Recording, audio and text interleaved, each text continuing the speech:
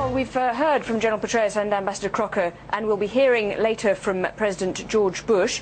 But there is a lot of talk on Iraq, and still here, day-to-day life is a struggle. Just one example is that people who used to live peacefully side by side, regardless of their background, are now divided. Baghdad has a huge set of blast walls divided along sectarian lines in an attempt to control the violence that's been ripping through this country. James has been looking at the impact that that's had. From the air, Baghdad looks much as it always has. This is one of the most populous cities in the Middle East, home to more than 6 million people. But once you get on the ground, you see that the city has been transformed in the last 5 years. This is the reality of life in Baghdad now.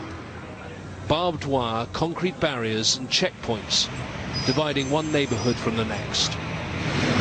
Iraqi police, Iraqi army, American soldiers, militiamen and private security contractors. Men with guns are everywhere. In Saddam Hussein's time, in many neighborhoods, Shias lived next door to Sunnis, Kurds alongside Arabs. But after 5 years of bloodshed, the population map has changed completely. In the last 5 years, concrete blast walls have gone up across this city, dividing communities and in places closing roads and highways. This is Kadamir. It used to be a mixed area of Baghdad. Now only Shias live here. My mother is a Sunni and my father is a Shia. And for the last 40 to 50 years, we never heard of Sunnis or Shiites.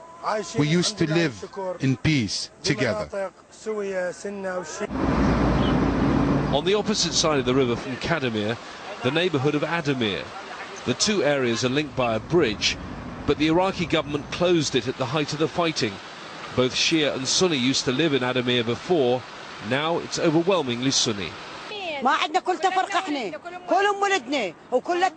There were no differences between us. We're all Muslims, but the occupation has destroyed us and divided us. We want them to leave. This is now the only way for people to get between Kadamir and another Shia area, Greyat, on the other side of the Tigris. Before the US invasion in 2003, they would have driven there. Now that's not safe. In the last 5 years, this city has been divided as never before. James Bays, Al Jazeera, Baghdad.